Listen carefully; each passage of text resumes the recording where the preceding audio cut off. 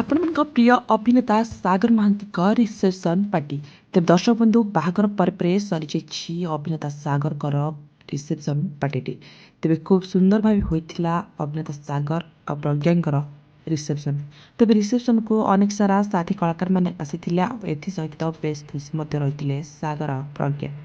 ତେବେ ଦର୍ଶକ ବନ୍ଧୁ ଅଭିନେତା ସାଗର ମହାନ୍ତି ଯିଏକି ଅନେକ ସାରା ଓଡ଼ିଆ ସିରିଏଲ୍‌ରେ ଅଭିନୟ କରି ଲୋକପ୍ରିୟତା ସାରିଛନ୍ତି। ସେହି ସିରିଏଲ୍ ଅଭିନେତା ବର୍ତ୍ତମାନ ପାଇଁ ନିଜ ପ୍ରେମକୁ ପାଖରେ ପାଇସାରିଛନ୍ତି ଆଉ 7 ଜନ୍ମର ସାଥୀ କରି ବିବାହ ବନ୍ଧନରେ ବାନ୍ଧି ହୋଇଛନ୍ତି।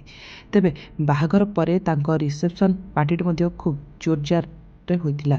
ତେବେ ଏହି ରିସେପସନ୍ ପାର୍ଟିରେ ଅନେକ ଗୁଡ଼ିଏ କଳାକାରମାନଙ୍କୁ ଦେଖିବାକୁ ମଧ୍ୟ ମିଳିଥିଲା। ଅନେକ କଳାକାରମାନଙ୍କୁ ଇନଭାଇଟ୍ କରିଥିଲେ ସାଗର, ଯେଉଁଥିରେ କି ଆପଣମାନେ ଦେଖିବାକୁ ପାଉଥିବେ କେଉଁ ଭାବରେ ତାଙ୍କ ରିସେପସନ୍ ପାର୍ଟିଟି ହୋଇଥିଲା ଆଉ କେଉଁ କଳାକାରମାନେ ଆସି ସାଗର ପ୍ରଜ୍ଞାଙ୍କ ରିସେପସନ୍ ପାର୍ଟିରେ ଯୋଗ ଦେଇଥିଲେ।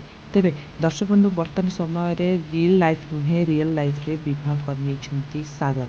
ଏଥିସହିତ ସେ ଓଡ଼ିଆ ସିରିଏଲ୍‌କୁ ମଧ୍ୟ ଜାରି ରଖିବେ ବୋଲି କହିଛନ୍ତି। ତେବେ ଆପଣମାନେ ତାଙ୍କୁ ବର୍ତ୍ତମାନ ସମୟରେ ଭାଗ୍ୟରେଖା ସିରିଏଲ୍‌ରେ ଅଭିନୟ କରୁଥିବାର ଦେଖିବାକୁ ପାଇଥିବେ। ସୌଭାଗ୍ୟ ନାଁରେ ବେଶ୍ ପରିଚିତ ହୋଇସାରିଛନ୍ତି ସାଗର। ତେବେ ଏହା ପୂର୍ବରୁ ସେ ରାମ୍ ନାଁରେ ବେଶ୍ ପରିଚିତ ଥିଲେ ଯେତେବେଳେ ସେ ତୋରି ପାଇଁ ତୋ ପାଇଁ ସିରିଏଲ୍‌ରେ ଅଭିନୟ କରୁଥିଲେ। ତେବେ ଦର୍ଶକ ବନ୍ଧୁ ବର୍ତ୍ତମାନ ସମୟରେ ଏହି ହିରୋ ସାଗର ମହାନ୍ତି ବିବାହ କରି ବେଶ୍ ଖୁସିରେ ଅଛନ୍ତି। ନିଜ 12 ବର୍ଷର ପ୍ରେମକୁ ସଫଳ କରିଛନ୍ତି ସାଗର। ବର୍ତ୍ତମାନ ପାଇଁ ନିଜ ପ୍ରେମିକାର ହାତ ଧରିଛନ୍ତି। ଖୁବ୍ ଧୁମଧାମରେ ତାଙ୍କର ବାହାଘରଟି ଆୟୋଜନ ହୋଇଥିଲା ଆଉ ବାହାଘର ବାହାଘର ପରେ ସମସ୍ତ କଳାକାରମାନଙ୍କୁ ବନ୍ଧୁବାନ୍ଧବ ଓ ଗେଷ୍ଟମାନଙ୍କୁ ମଧ୍ୟ ଭୋଜି ଦେଇଛନ୍ତି ସାଗର।